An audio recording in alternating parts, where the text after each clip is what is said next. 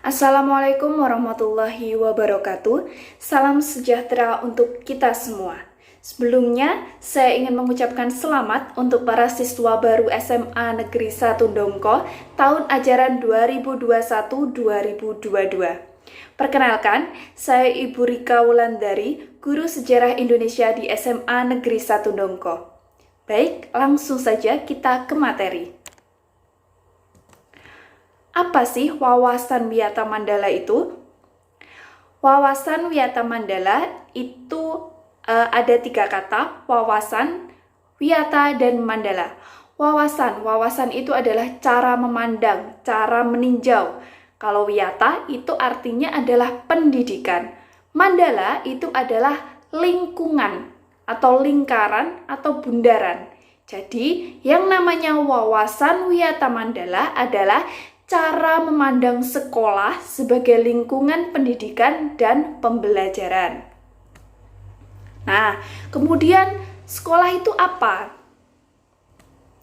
Sekolah adalah suatu lembaga yang digunakan untuk kegiatan belajar bagi para pendidik, serta menjadi tempat memberi dan juga menerima pelajaran yang sesuai dengan bidangnya.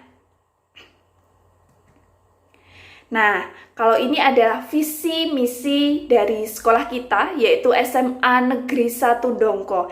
Jadi misinya adalah terdidik, terampil, dan mandiri berdasarkan iman dan takwa. Kemudian visinya, yang pertama melaksanakan pembelajaran dan bimbingan secara efektif sehingga siswa berkembang secara optimal sesuai dengan potensi yang dimilikinya. Yang kedua, melaksanakan kegiatan ekstrakurikuler sesuai dengan minat, bakat, sehingga siswa mampu belajar secara mandiri. Kemudian yang ketiga adalah menumbuhkan penghayatan dan pengalaman ajaran agama sehingga siswa tekun beribadah, jujur, disiplin, sportif, tanggung jawab, percaya diri, hormat pada orang tua dan guru, serta menyayangi sesamanya. Nah, kemudian kalau sekolah dikatakan sebagai lingkungan pendidikan dan pembelajaran, maka yang pertama, sekolah harus mengemban misi pendidikan. Seperti slide sebelumnya tadi, visi dan misi SMA Negeri 1 Dongko, yaitu seperti yang sudah dijelaskan sebelumnya. Jadi sekolah harus mengemban visi dan misinya tersebut. Kemudian sekolah harus benar-benar menjadi ciri khas masyarakat belajar di dalamnya. Yang ketiga, sekolah harus terus menggali, mengenal, dan menyampaikan nilai positif yang ada pada sekolahnya. Jadi sekolah ini harus bisa memberikan nilai-nilai positif terhadap warga sekolahnya, terutama murid dan lingkungan masyarakat juga. Kemudian yang ketiga, sekolah menjadi suri tauladan masyarakat sekitarnya karena misi pendidikannya. Nah, untuk mewujudkan wawasan Wiyata Mandala itu ada 5 komponen pentingnya. Yang pertama adalah kepala sekolah, yang kedua adalah guru, kemudian yang ketiga sivitas akademika, yang keempat murid, dan yang terakhir adalah masyarakat. Nah, ini adalah beberapa peran kepala sekolah. Kalian bisa baca sendiri, ini ada 5 poin. Yaitu tentang tugas-tugas kepala sekolah yang harus diembannya untuk menjadikan sekolah itu sebagai upaya dalam mewujudkan lingkungan pendidikan dan pembelajaran yang baik. Nah, ini juga lanjutan dari tadi peran dari kepala sekolah. Kemudian di sini ada peran guru. Peran guru apa saja? Yang pertama, menjunjung tinggi martabat dan citranya, baik sikap dan perilakunya. Kemudian menjadi tauladan di masyarakat. Kemudian yang ketiga, mampu menunjukkan kepemimpinan baik di lingkungan sekolah maupun di luar sekolah. Nah, yang keempat, ini sesuai dengan singkatannya, guru. Guru itu adalah digugu dan ditiru, dipercaya oleh peserta didik dan warga sekolah pada umumnya. Nah, selanjutnya adalah peran sivitas akademika. Sivitas akademika itu terdiri dari apa saja? Yang pertama ada tata usaha, kemudian ada perangkat sekolah, dan semua warga sekolah. Kalau tata usaha itu harus mendukung kepentingan administrasi demi mencapai tujuan belajar mengajar di sekolah. Kemudian perangkat sekolah. Nah, perangkat sekolah ini terdiri dari pegawai, satpam, tukang kebun, piket, dan lain-lain. Mereka harus melaksanakan hak dan kewajibannya sesuai dengan bidang tugasnya masing-masing. Nah, yang ketiga adalah semua warga sekolah itu harus bisa menjalin rasa persaudaraan demi kenyamanan warga sekolahnya. Nah, kemudian ada peranan peserta didik. Jadi ini yang harus kalian lakukan atau kalian jalankan agar bisa mewujudkan pembelajaran dan pendidikan yang baik. Yang pertama apa? Yaitu mentaati tata tertib yang berlaku. Yang kedua, hormat dan sopan kepada guru dan warga sekolah. Kemudian yang ketiga, hormat dan sopan kepada teman, belajar dengan tekun, menyelesaikan tugas yang diberikan dengan tepat waktu. Kemudian menjaga nama baik keluarga, menjauhi narkoba, menjaga dan memelihara fasilitas belajar mengajar, kemudian menjaga keamanan sekolah. 10. Melaporkan peristiwa negatif yang terjadi di sekolah kepada orang tua, kepada guru, kepada kepala sekolah, wakil kepala sekolah. Kemudian yang terakhir memelihara lingkungan sekolah. Jadi kalian sebagai peserta didik nanti menjadi siswa di SMA Negeri 1 Dongko itu harus bisa bertanggung jawab. Harus bisa bertanggung jawab terhadap perannya sebagai peserta didik. Nah, kemudian yang terakhir adalah peranan masyarakat. Nah, masyarakat ini juga ikut berperan di dalam mewujudkan lingkungan pendidikan di sekolah yang baik. Kemudian perannya seperti apa? Yang pertama, mendukung program dan kebijakan sekolah dalam rangka kemajuan proses belajar mengajar. Kemudian yang kedua, memberi saran dalam kemajuan proses belajar mengajar, ikut menjaga keamanan sekolah, kemudian mengadakan kerjasama dengan pihak sekolah melalui komite sekolah. Jadi di sini peranan masyarakat juga mempunyai peranan yang sangat besar terhadap sekolah juga. Nah, sekolah sebagai wawasan Wiyata Mandala itu punya 10K. Kalian sudah tidak asing lagi ya dengan 10K itu apa saja. Yang pertama ada keamanan, kekeluargaan, kedisiplinan, kerindangan, kebersihan, keindahan, kelestarian, ketertiban, kesehatan, dan yang terakhir keteladanan. Nah, selanjutnya adalah mekanisme pelaksanaan Wiyata Mandala.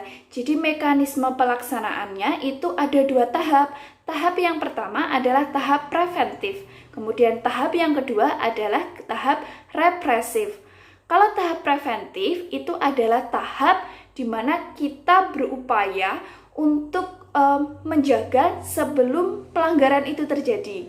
Contohnya dengan apa? Yang pertama, memelihara sekolah melalui 10K tadi, kemudian menciptakan suasana yang harmonis antara warga sekolah, kemudian membentuk jaringan pengawasan, menghilangkan bentuk peloncoan saat PLS. Peloncoan itu bisa kekerasan. Itu sekarang sudah tidak boleh, sudah tidak diperbolehkan lagi karena itu nanti bisa berakibat kepada mental dan psikis anak. Nah, kemudian yang kelima, mengisi jam kosong dengan kegiatan ekstrakurikuler atau kegiatan yang bermanfaat lainnya, seperti kalian bisa membaca buku dan lain sebagainya. Kemudian yang keenam, yaitu meningkatkan keamanan dan ketertiban saat berangkat dan pulang sekolah. Nah, kemudian tahap represif. Kalau tahap represif ini adalah upaya yang dilakukan ketika pelanggaran itu sudah terjadi. Yaitu gimana caranya? Yang pertama, mendamaikan pihak yang terlibat perselisihan tersebut. Kemudian, menetralisir isu negatif yang berkembang.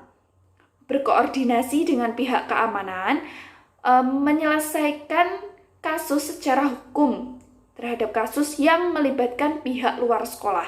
Kemudian mengadakan bimbingan dan penyuluhan. Yang terakhir adalah memberikan sanksi sesuai tata tertib yang berlaku. Itu sekilas materi tentang wawasan Wiyata Mandala.